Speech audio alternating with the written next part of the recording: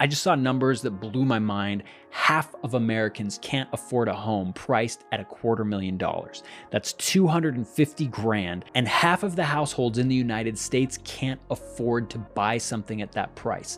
And I don't know if you've checked lately, but there are 0 houses for sale at $250,000. But things are even more depressing if you unpack those numbers, because 39 million households in the United States couldn't afford a home if it was priced at $150,000. 25.8% of Americans can't afford a home priced at $250,000, meaning half of the country has been priced out of home ownership. And this has all really happened in the last 4 or 5 years. It's a clear sign of how badly the middle class in the United States is being hollowed out. And it's heartbreaking because the United States is no longer the place that anyone can come to build a nice little life for themselves. The nice house, white picket fence, a couple of kids, a car, and a fluffy little fur ball in the front yard, that dream is dead. And it's crazy to think that that was once possible in this country on a single income. Mom stayed at home vacuuming the carpet wearing pearls and a sundress. This is something tangible that a lot of people are trying to articulate, but the way that I would put it is our country is moving towards this new type of entrepreneurial driven feudalism, where it's still a great place to live with lots of opportunity if you're trying to build a scalable business.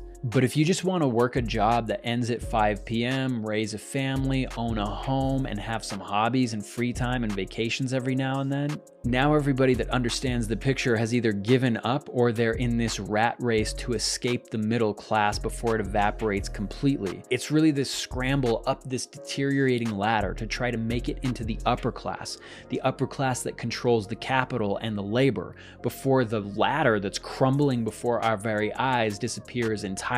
So today it's housing that over half of Americans can't afford, but tomorrow it's going to be cars, children, fur babies, and before you know it, you won't own anything, and they'll tell you that you're happier for it. You'll be living in a literal episode of Black Mirror. What if this was the plan the whole time? For me, I think it's all about control. Economic instability isn't just a side effect of modern capitalism, it's a mechanism of control. When wages have been virtually stagnant for over 40 years despite a 60% rise in worker productivity, while housing, healthcare, and education costs have exploded far beyond inflation, the result is predictable: dependency. A 2023 Federal Reserve report found that 37% of Americans can't cover a $400 emergency without borrowing or selling something, and 60% live paycheck to paycheck. Debt has soared to record highs, surpassing $17 trillion. This isn't simply economic mismanagement. Politically, a financially stressed population has less time, energy, and resources to challenge power. Historically, the most significant reforms in America, the New Deal, civil rights legislation, came when a strong middle class had both the security and the collective will to demand change. By eroding that security through policies favoring corporate consolidation, tax structures that overwhelmingly benefit the top 1%, and the dismantling of worker protections, the elite have not only captured more wealth, they've reduced the public's capacity to resist. Poverty breeds silence, and silence cements control. Control the food, control the people. Control the debt, control the people. In 1965, for our grandparents, a house would cost roughly $20,000. Now, right now, Google is saying that in the 90s, the average cost of a family home was $120,000. I did not know one person that had a house in the early 90s that was $120,000. They were like $30,000, $40,000 if you ask me. Now, a single family home is like $300,000. You think the homeless crisis is bad now? It's going to get a lot worse. Think about this. If it's this bad for us, think about your kids. Because I'm thinking about my kids and how rough their lives are going to be.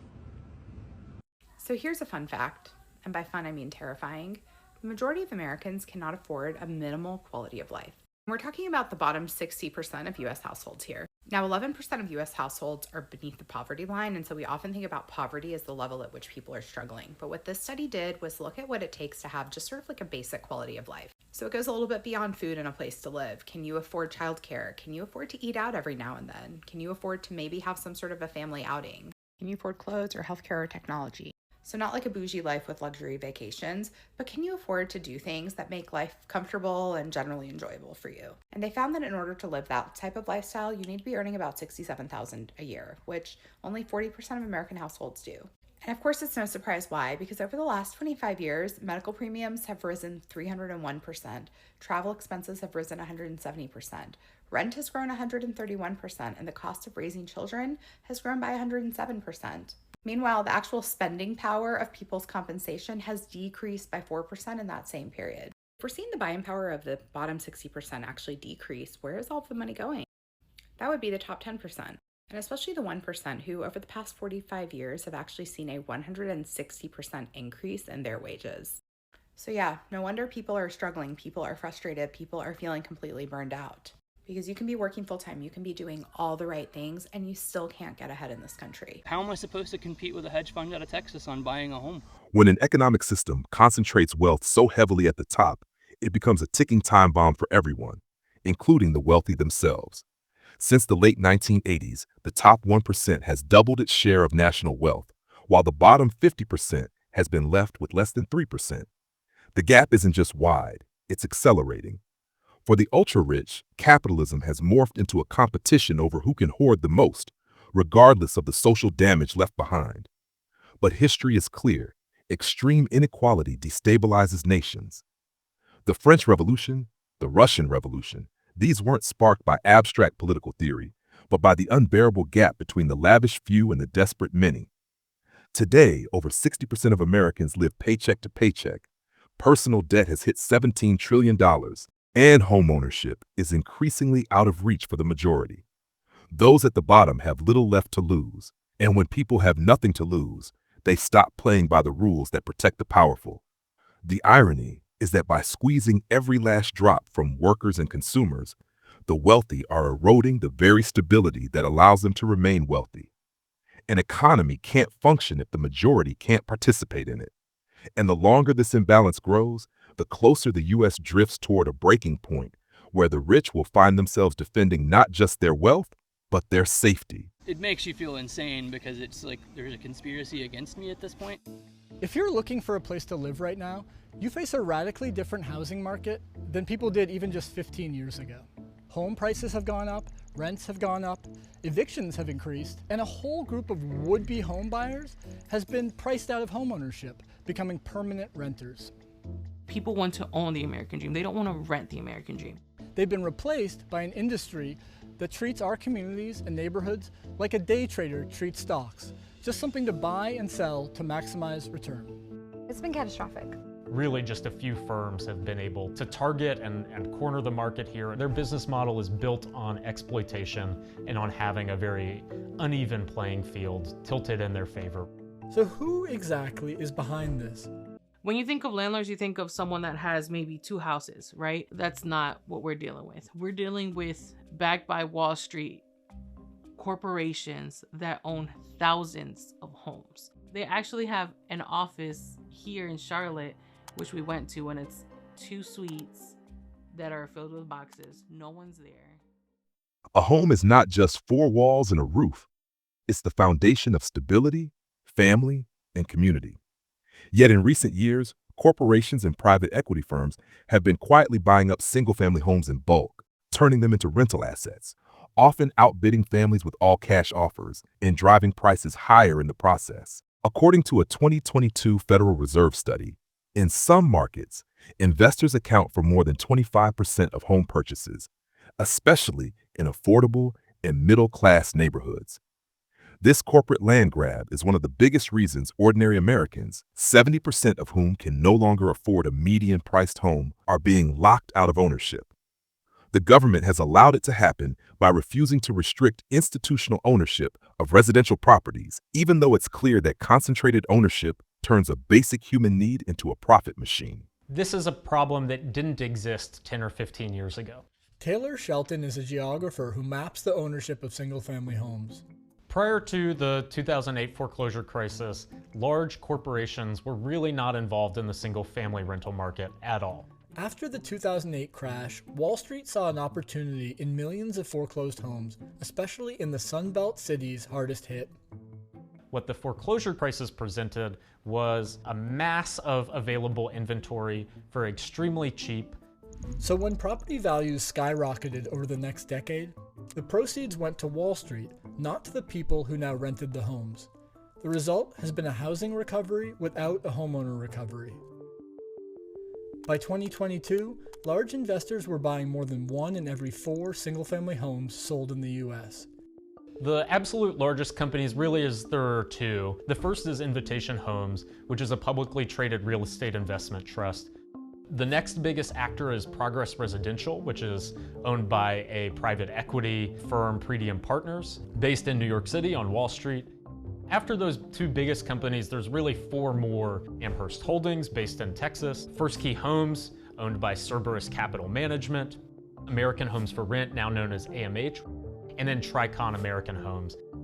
There's really 3 things that these landlords are able to do. The first is these landlords raise rent and fees at much faster rates than any other type of landlord. The second thing is that eviction is a really core part of their business model. Institutional investors are way more likely to file for eviction, not as a kind of last resort, but actually at the very first moment they're able to. And then the third thing is that we know these companies are actually producing worse outcomes in terms of building maintenance. So they are in effect providing a worse product for higher prices.